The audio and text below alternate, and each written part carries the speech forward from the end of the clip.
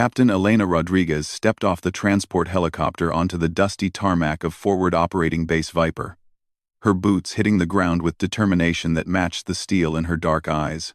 The desert heat struck her like a physical blow, but she had experienced worse during her 3 tours in Afghanistan. What she hadn't expected was the immediate wall of skepticism that greeted her arrival at this remote outpost in eastern Syria. The base commander, Colonel Marcus Hayes, stood waiting near the landing zone with his arms crossed over his chest. His weathered face showed the strain of months in hostile territory, and his pale blue eyes held a mixture of exhaustion and barely concealed irritation. Behind him stood a cluster of senior enlisted men, their expressions ranging from curious to openly dismissive. Elena approached with confident strides, her desert camouflage uniform crisp despite the long flight. She carried herself with the bearing of someone who had earned every promotion through merit rather than politics. At 28, she was young for a captain, but her record spoke volumes about her capabilities. 2 Bronze Stars, a Purple Heart, and recommendations from every commanding officer she had served under painted the picture of an exceptional soldier. Colonel Hayes did not extend his hand when she stopped before him and saluted sharply. He returned the salute with mechanical precision, his jaw tight with unspoken objections. The silence stretched uncomfortably as desert wind whipped sand around their feet. "Captain Rodriguez reporting for duty, sir," Elena said, her voice steady and professional, despite the hostile reception. "Captain," Hayes acknowledged curtly. He gestured toward the command bunker, a reinforced concrete structure that served as the nerve center of the base. "Walk with me." They moved through the compound as Hayes pointed out various facilities with the enthusiasm of someone reading from a manual. The motor pool, the communications array, the medical station, the perimeter defenses. Elena noticed everything he didn't say as much as what he did. The defensive positions were well maintained but showed signs of recent repairs. Sandbags had been replaced, and she could see fresh concrete patches on several walls. "This isn't exactly what you're used to, Captain," Hayes said as they approached the command bunker. "We're not running some textbook operation here. This is real combat, and it requires experience that comes from years in the field, not from some advanced training course." Elena bit back her first response, choosing her words carefully. She had read Hayes' file during the flight, and she knew his background: 22 years of service, multiple combat deployments, and a reputation for protecting his men at all costs. She respected that, even if his attitude toward her was based on assumptions rather than facts. "I understand the challenges, sir. I've reviewed the tactical situation and the recent engagement reports. The enemy has been probing your defenses for weeks, testing response times and looking for weaknesses." Hayes stopped walking and turned to face her directly. "Let me be clear about something, Captain. I requested an experienced company commander to replace Captain Williams after he was wounded last month. What I got was you. I'm sure you're competent at whatever desk job they pulled you from, but this area isn't for you. These men need a leader they can trust with their lives, not someone learning on the job." The words hit Elena like physical blows, but she maintained her composure. She had faced similar skepticism before, though rarely delivered so bluntly by a superior officer. The assumption that she lacked combat experience stung particularly because it was so far from the truth. "Sir, if I may clarify something about my background," she began, but Hayes cut her off with a wave of his hand. "Your background is why you're here instead of someone qualified. Politics and quotas don't stop bullets, Captain. Until you prove otherwise, you'll be assigned to logistics coordination and base security. The real fighting will be handled by people who know what they're doing." Elena felt her jaw clench, but she forced herself to nod. "Understood, sir." Hayes seemed satisfied with her compliance and resumed walking. "Your quarters are in Building C. Mess hall opens at 0500 1000 200 and 1800. Lieutenant Morrison will brief you on administrative duties tomorrow morning." He dismissed her with the casual indifference of someone assigning a clerk to file paperwork. Elena saluted again, received another mechanical response, and watched him disappear into the command bunker. She stood alone in the desert heat, surrounded by a base full of soldiers who had apparently already written her off based on assumptions about her qualifications. The next morning brought Elena's first real look at the men she was theoretically supposed to lead. Charlie Company consisted of 87 soldiers, mostly infantry with supporting elements including medics, communications specialists, and vehicle crews. They were good soldiers. She could see that immediately. Their equipment was well maintained, their positions properly established, and their discipline evident despite their obvious skepticism about their new commander.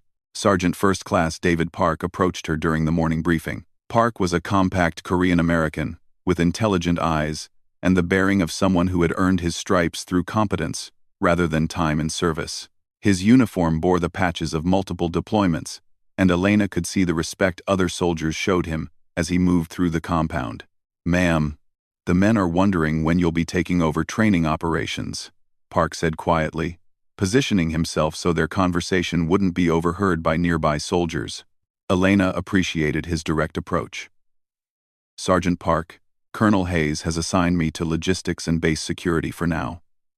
He feels that's where I can be most effective." Park's expression didn't change, but Elena caught the slight tightening around his eyes.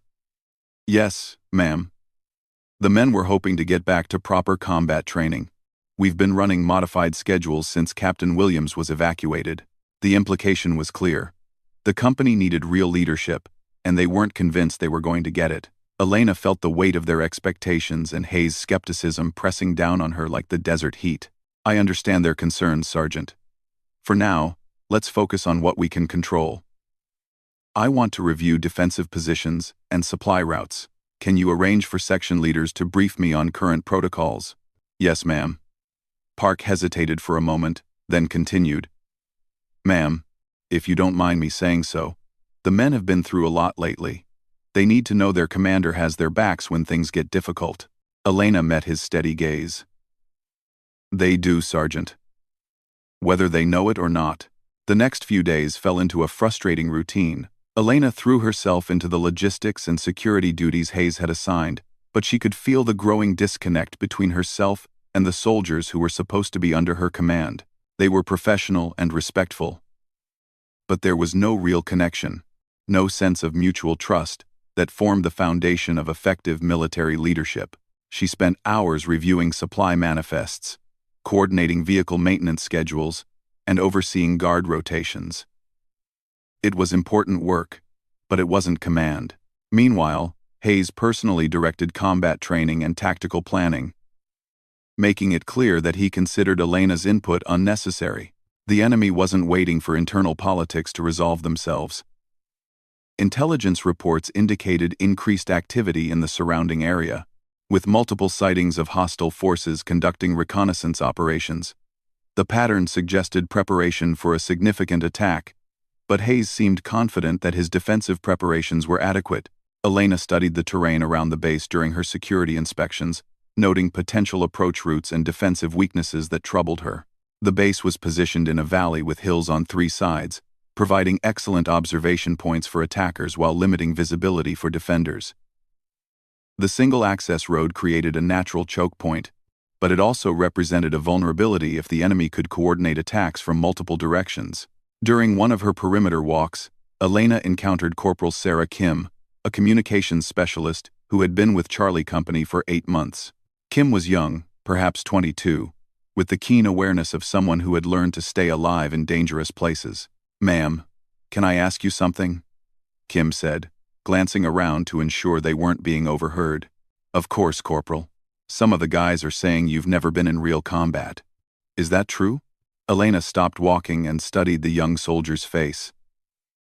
Kim wasn't being disrespectful. She was asking an honest question that probably reflected the concerns of many soldiers in the company. "Corporal Kim, I've been in combat.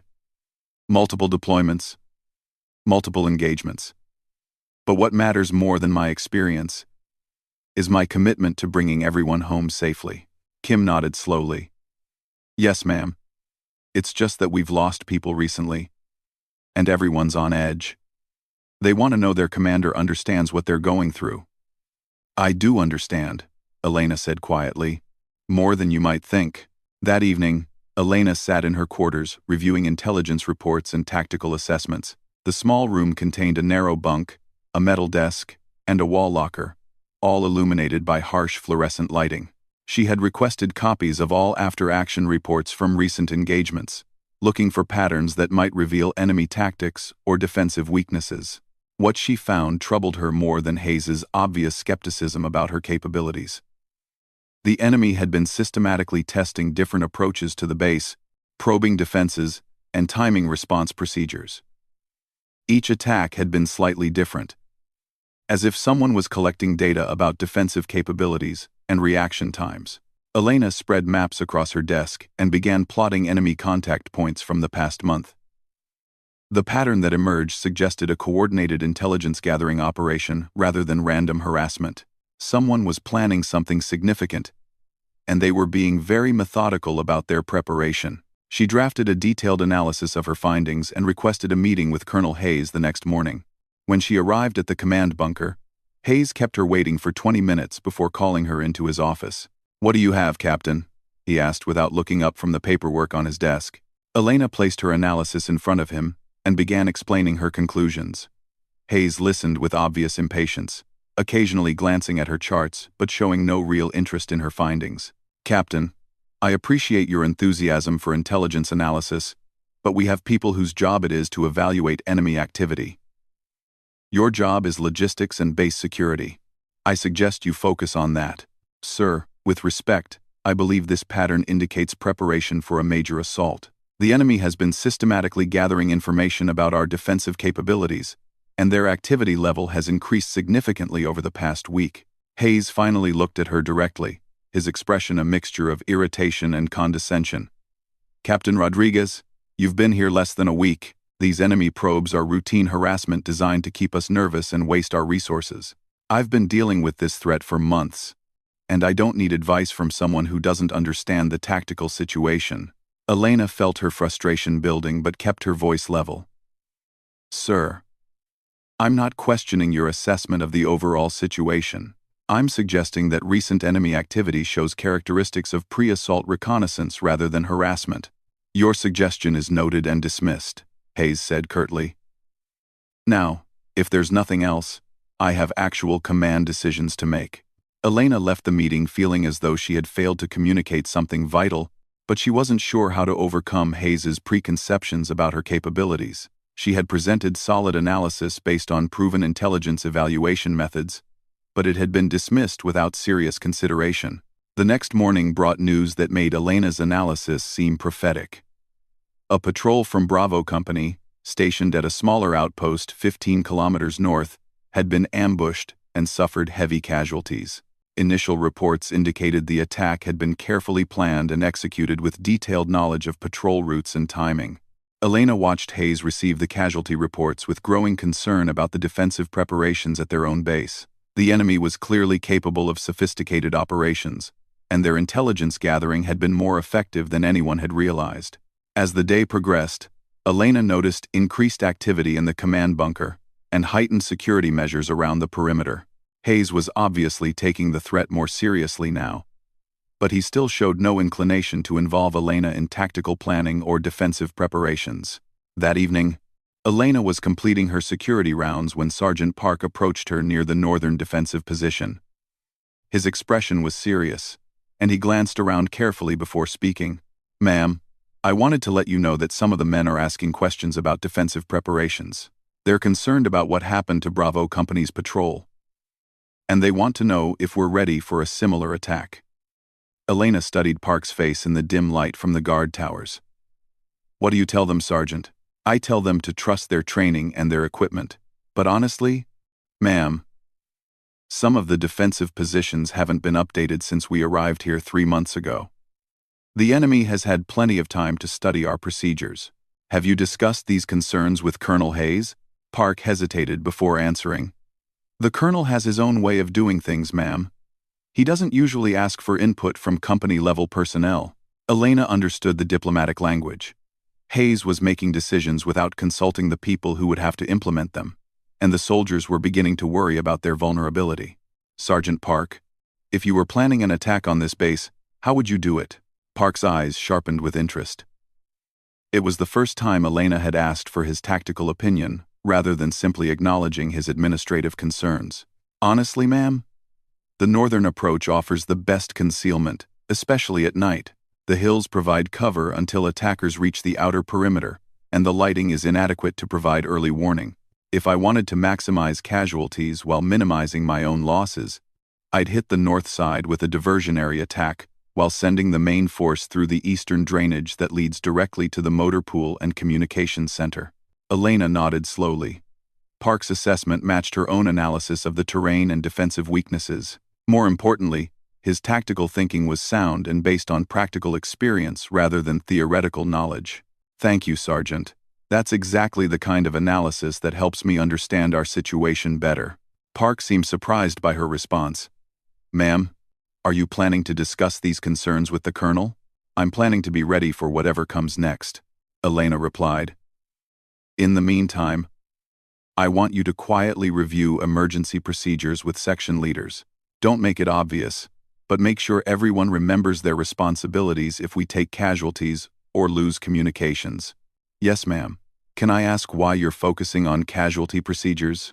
Elena looked toward the northern hills, where enemy forces might already be positioning themselves for an attack. Because I have a feeling we're going to need them sooner than anyone expects. The attack came at 03:47 hours on a moonless Thursday morning, exactly as Elena had predicted. The first explosions erupted along the northern perimeter, sending shockwaves through the base and jolting every soldier from their sleep. Elena was already awake, having spent the night reviewing defensive positions and emergency protocols. Something about the intelligence reports from the previous day had left her unable to rest. She grabbed her rifle and body armor, moving with practiced efficiency toward the command bunker. Outside, the base had transformed into a battlefield illuminated by muzzle flashes and the orange glow of burning fuel. The enemy had indeed chosen the northern approach, using rocket-propelled grenades to breach the outer defensive wire, while suppressing the guard towers with concentrated small arms fire. Elena reached the command bunker as Colonel Hayes emerged, his uniform hastily thrown on, and his face showing the confusion of someone awakened by unexpected violence. The radio operators inside were struggling to establish communication with defensive positions, their voices urgent and overlapping as they tried to coordinate the response. "Status report," Hayes shouted over the noise of incoming mortar rounds. "Sir, we have multiple breaches along the northern perimeter," came the reply from Staff Sergeant Wilson, the senior radio operator. "Guard towers 2 and 3 are not responding, and we're taking heavy fire from the hills." Elena listened to the chaos unfolding over the radio net and realized that her worst fears were becoming reality. The enemy attack was following exactly the pattern that Sergeant Park had described, with the northern assault serving as a diversion while the main force approached from an unexpected direction. "Colonel Hayes, sir," Elena said, stepping closer to be heard over the explosions. "I recommend immediate deployment of the quick reaction force to the eastern drainage. This northern attack is likely a diversion." Hayes spun toward her, his face flushed with anger and stress. "Captain Rodriguez, I gave you clear instructions about your role here. Get to the logistics center and coordinate medical evacuation procedures. Leave the tactical decisions to people who understand combat." Elena felt precious seconds ticking away as Hayes dismissed her concerns. The radio chatter indicated that defensive positions were being overwhelmed, and she could hear the distinct sound of enemy forces moving through the drainage system that led directly to the heart of the base. "Sir, with respect, the enemy is using the exact approach route that intelligence analysis predicted. If we don't reinforce the eastern perimeter immediately, they'll reach the motor pool and communications center within minutes." "That's enough," Hayes snapped. "You're relieved of duty. Report to your quarters and stay there until this situation is resolved." Elena stared at him in disbelief. The base was under coordinated attack. Soldiers were dying, and Hayes was more concerned with maintaining his authority than defending his position. She could hear the sound of explosions moving closer, and the radio reports indicated that the northern defensive positions were being systematically destroyed. "Sir, I cannot follow that order. My soldiers are in combat, and my duty is to lead them." Hayes's face turned dark red. "Security, escort Captain Rodriguez to her quarters and keep her there." Two military police soldiers moved toward Elena, their expressions uncomfortable but their intentions clear. She realized that Hayes was actually going to have her arrested during an active combat engagement, rather than admit that his defensive planning might be inadequate. Elena raised her hands in surrender, but her mind was racing through options. The sound of gunfire was getting closer, and she could hear enemy voices shouting in Arabic from the eastern drainage. Within minutes, hostile forces would reach the vital installations that kept the base operational. "Sergeant Park," she called out as the MPs approached her. "Eastern drainage. Remember our conversation?" Park's head snapped up from where he was coordinating ammunition distribution. His eyes met Elena's for a split second, and she saw understanding flash across his face. He nodded once and immediately began issuing orders to his section leaders. The MPs escorted Elena from the command bunker as the battle raged around them. She could see muzzle flashes from multiple directions now, indicating that the enemy had indeed achieved the breakthrough she had predicted. The sound of American weapons was becoming sporadic, suggesting that defensive positions were being overrun faster than reinforcements could respond. Her quarters in Building C were located near the center of the base, giving her a clear view of the developing tactical situation, despite Hayes' attempt to remove her from command. She watched through her window as enemy forces emerged from the eastern drainage exactly where Sergeant Park had predicted they would appear. The attackers moved with professional discipline, using cover and concealment as they advanced toward the motor pool. Elena realized that these weren't local insurgents conducting a harassment operation. These were trained soldiers executing a carefully planned assault designed to destroy the base's operational capability. Elena made a command decision that she knew would end her military career. She opened her window, chambered a round in her rifle, and began engaging enemy targets. Her first shot dropped a hostile soldier who was preparing to throw a grenade into the motor pool. Her second shot eliminated an enemy machine gunner who was setting up to suppress the remaining defensive positions. From her elevated position, Elena had an excellent view of the battlefield and clear fields of fire toward the enemy advance. She began calling out target information to any American soldiers within earshot, coordinating defensive fire from her improvised fighting position. "Friendly forces, this is Captain Rodriguez. Enemy squad moving through the motor pool, approaching from the southeast. Engage targets near the fuel depot." Her voice carried across the compound, and she saw several soldiers adjust their positions to engage the threats she was identifying. The battle began to shift as American forces finally had accurate information about enemy locations and movements. Sergeant Park's voice came over a captured radio. "Ma'am, we've got your back. Keep calling targets." Elena continued engaging enemy soldiers while coordinating defensive fire from her window position. She could see that the attack was beginning to falter as American forces responded to her direction. The enemy had relied on surprise and confusion to achieve their objectives, but coordinated resistance was degrading their advance. A rocket-propelled grenade exploded against the wall below her window, filling her room with smoke and debris. Elena rolled away from the window and took cover behind her metal desk as small arms fire shattered the remaining glass. She was now a priority target, but her position had become untenable. She grabbed her medical kit and ammunition, then moved toward the door. Outside, she could hear American soldiers establishing defensive positions around Building C. Apparently responding to Sergeant Park's coordination, Elena emerged from her quarters to find herself in the middle of an active firefight. "Ma'am!" Corporal Kim appeared at her side, carrying a radio and medical supplies.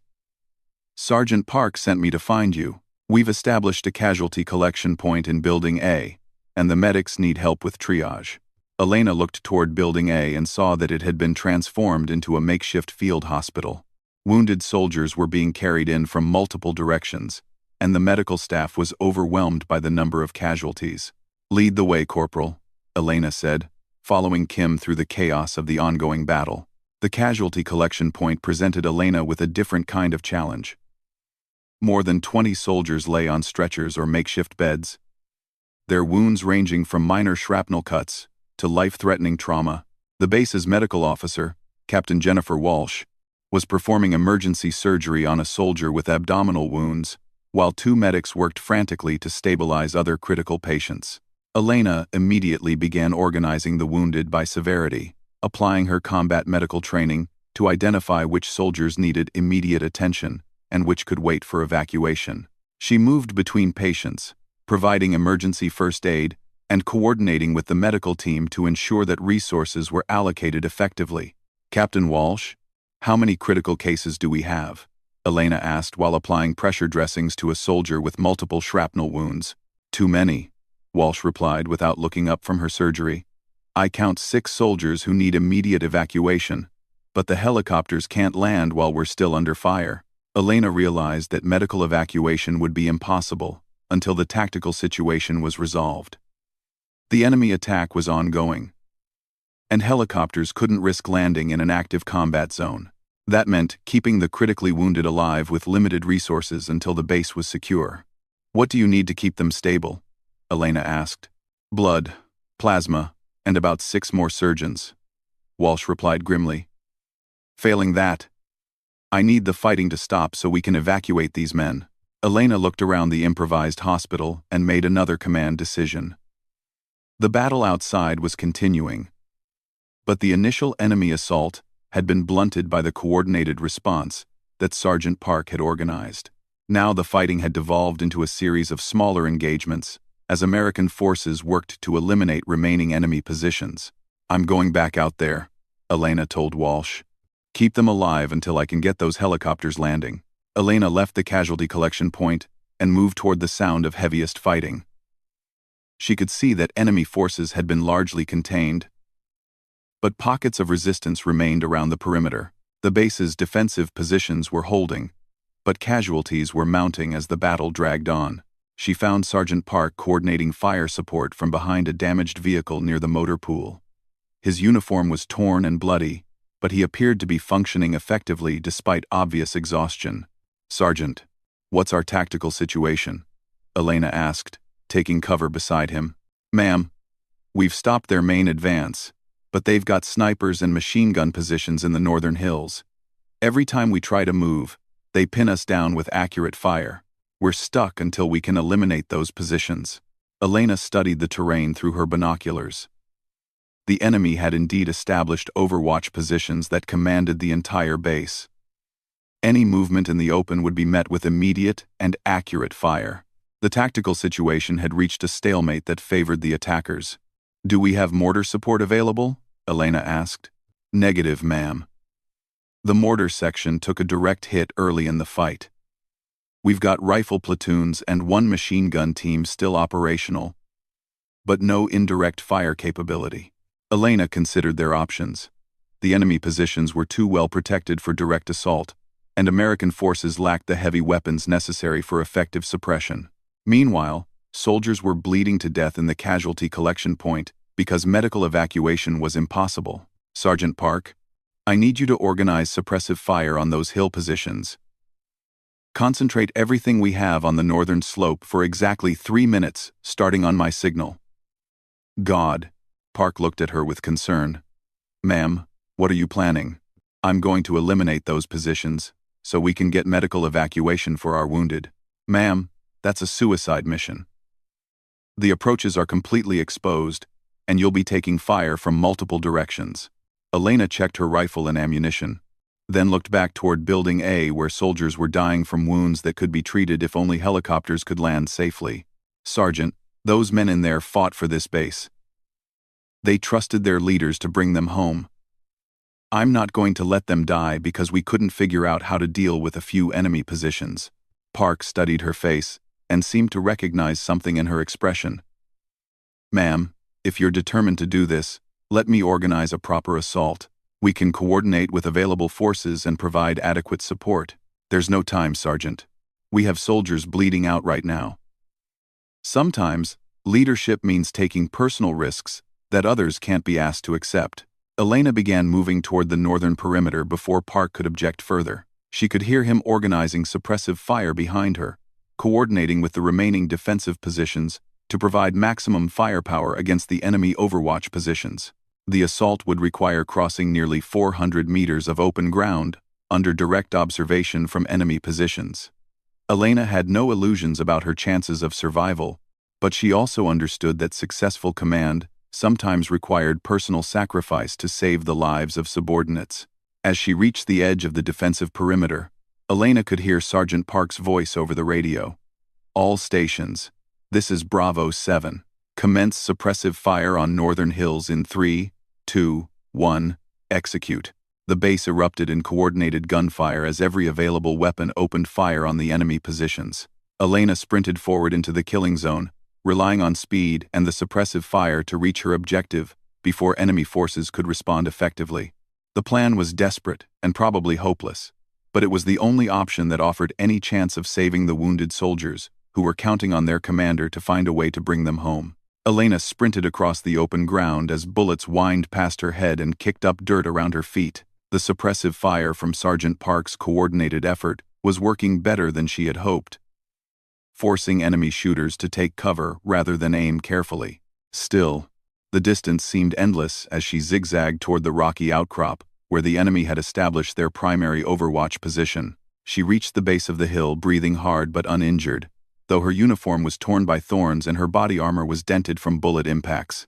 The enemy position lay approximately 50 meters above her, carved into the rocky face and protected by natural stone barriers. Elena could hear voices shouting in Arabic as the enemy fighters tried to coordinate their response to her unexpected assault. Elena began climbing the steep slope, using every piece of available cover as enemy fire intensified around her position. Her years of mountain warfare training served her well as she found handholds in the rock face and advanced steadily toward her objective. Behind her, she could hear the ongoing battle at the base, with American forces maintaining pressure on enemy positions to prevent them from concentrating fire on her advance.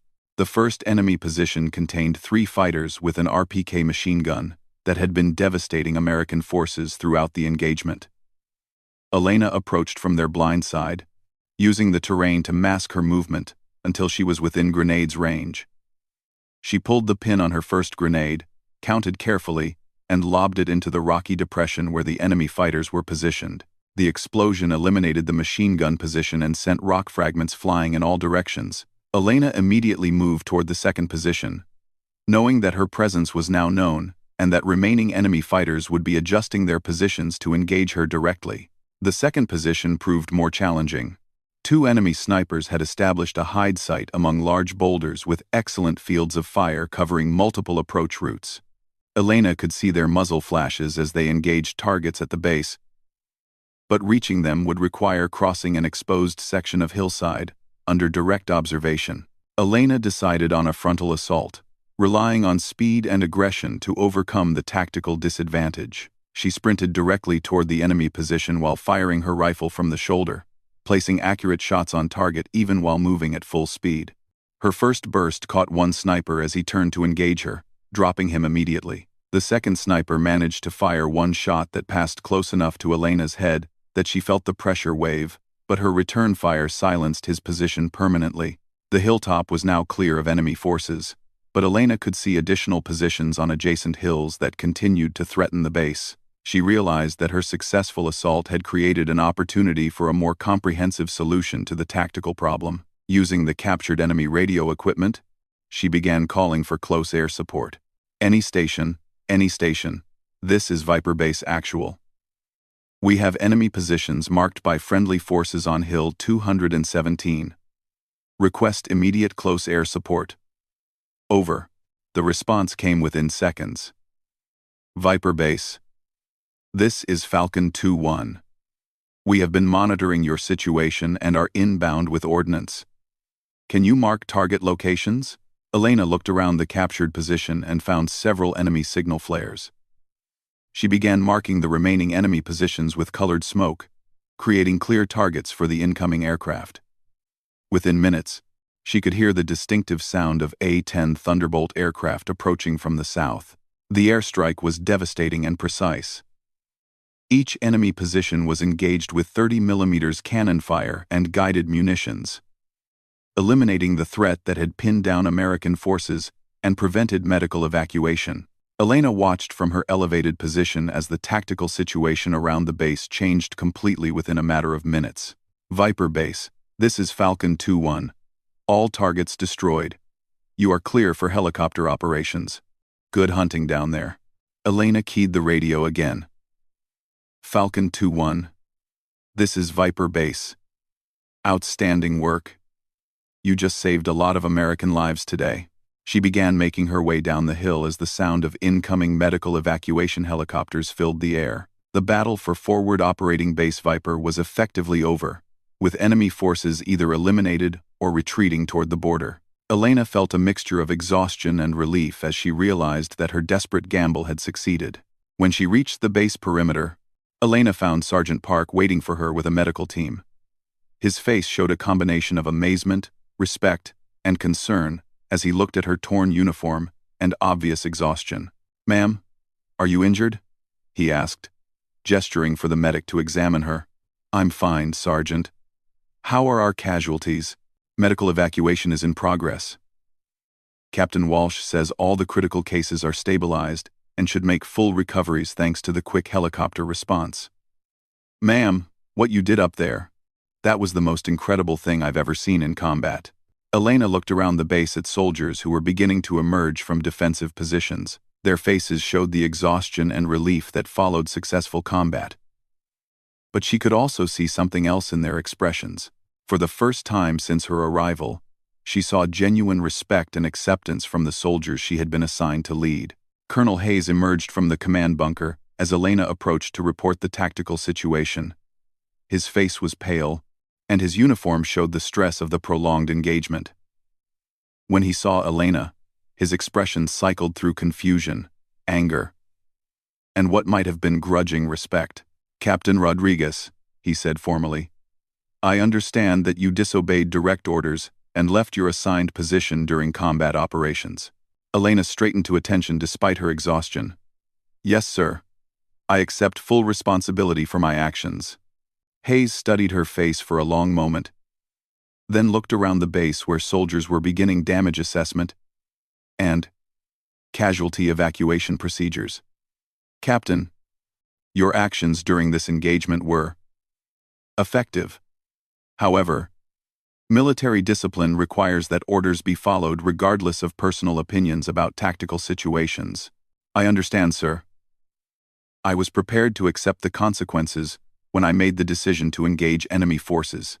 Hayes seemed to be struggling with conflicting emotions as he considered how to respond.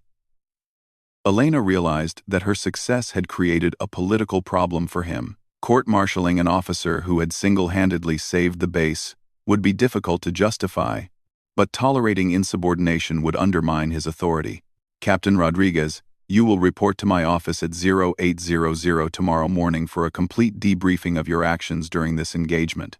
Until then, you are to resume normal duties with Charlie Company." Elena recognized the compromise in Hayes's order. He was essentially acknowledging her command authority while maintaining face by requiring a formal debriefing. "Yes, sir. Will there be anything else?" "Dismissed, Captain." As Hayes returned to the command bunker, Elena found herself surrounded by soldiers from Charlie Company. Their expressions ranged from admiring to amazed, and she could see that her actions during the battle had fundamentally changed their perception of her capabilities. Corporal Kim approached with obvious excitement. "Ma'am, we monitored your radio communications during the airstrike. How did you coordinate close air support from an enemy position under fire?" "Training and necessity, Corporal. Sometimes you have to improvise when standard procedures aren't adequate for the situation." Sergeant Park stepped forward with a more serious expression. "Ma'am, the men want you to know that they're proud to serve under your command. What you did today, that's the kind of leadership they respect."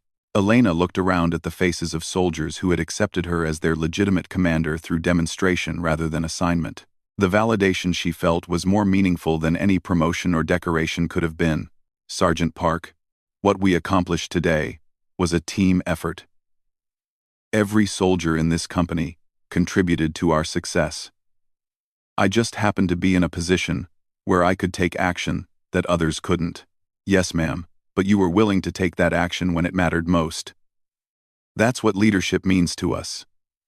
Roof. Over the following days, Elena worked with her company to repair battle damage and restore full operational capability to the base. The enemy attack had been repulsed decisively, with intelligence reports indicating that hostile forces had withdrawn across the border with heavy casualties.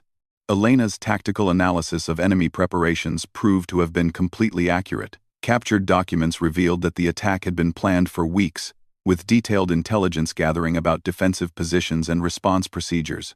The assault had been designed to overwhelm the base through surprise and superior coordination. But Elena's early recognition of the threat had enabled an effective defense. Colonel Hayes's debriefing session lasted 3 hours and covered every aspect of Elena's actions during the battle. His questions were thorough and occasionally hostile, but Elena answered them directly and without defensiveness.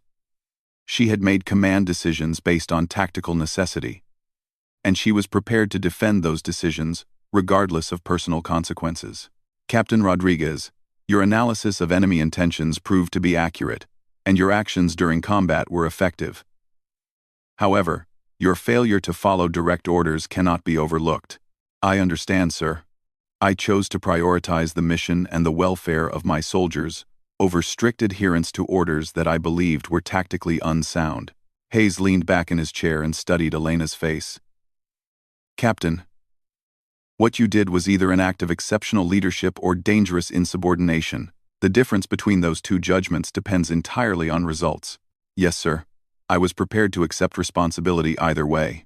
Your willingness to accept personal risk for the welfare of your soldiers has been noted by every man in Charlie Company. They've requested that you be retained as their permanent commander. Elena felt surprise at this development. Sir, I wasn't aware that enlisted personnel could make formal requests about officer assignments. They can't, Hayes replied. But Sergeant Park submitted a detailed report about your performance during combat operations. His assessment carries significant weight with higher headquarters. Hayes reached into his desk and pulled out a folder containing official correspondence. Captain Rodriguez, I've received new orders regarding your assignment. You are to assume permanent command of Charlie Company effective immediately, with full authority for tactical operations and training. Elena accepted the orders with mixed emotions. Recognition of her capabilities was gratifying, but she understood that her relationship with Hayes would remain complicated by their fundamental disagreement about leadership styles and tactical decision-making. Thank you, sir. I won't disappoint the confidence that's been placed in me. Captain, let me be clear about something. I still believe that your actions during the battle were inappropriate from a disciplinary standpoint. However, I cannot argue with results, and the men have made their preferences known through their performance and their formal communications. Elena stood and saluted, receiving Hayes's return salute with the recognition that their professional relationship had reached a new equilibrium based on demonstrated competence rather than theoretical qualifications. When Elena emerged from the command bunker, she found Charlie Company formed up for a formal ceremony. Sergeant Park called the company to attention as she approached, and Elena realized that the soldiers had organized a recognition event without her knowledge. Company, attention, Park commanded. Captain Rodriguez, the men of Charlie Company request permission to express their appreciation for your leadership during recent combat operations. Elena looked at the faces of soldiers who had accepted her as their commander through shared combat rather than official assignment. Permission granted, Sergeant Park. Corporal Kim stepped forward carrying a framed certificate that had obviously been created by the soldiers themselves. Ma'am, Charlie Company presents this certificate of appreciation to Captain Elena Rodriguez for exceptional leadership under fire and personal courage in defense of this position. Elena accepted the simple certificate with genuine emotion. The recognition from her soldiers meant more than any official decoration because it represented their voluntary acknowledgement of her leadership rather than compliance with military hierarchy. Thank you all, she said simply. Leading you has been an honor and a privilege. As the ceremony concluded and soldiers returned to their duties, Elena reflected on the transformation that had occurred since her arrival at Forward Operating Base Viper. She had arrived as an unwanted replacement whose qualifications were questioned by everyone from the base commander to the newest private. Through combat leadership and personal sacrifice, she had earned acceptance and respect from the people whose opinions mattered most to her. The base commander had told her that this area isn't for you, but Elena had proven through action that leadership isn't about meeting other people's expectations or conforming to their assumptions about who belongs in positions of authority. True leadership is demonstrated through personal courage, tactical competence, and willingness to sacrifice for the welfare of subordinates. Elena looked around the base that she had helped defend and the soldiers she had fought beside, knowing that she had found her place not through assignment or appointment, but through the most fundamental test of military leadership, the willingness to lead from the front when lives were at stake. The commanding officer had been wrong about her capabilities, but Elena had responded to his skepticism not with resentment or argument, but with the kind of performance that speaks louder than words.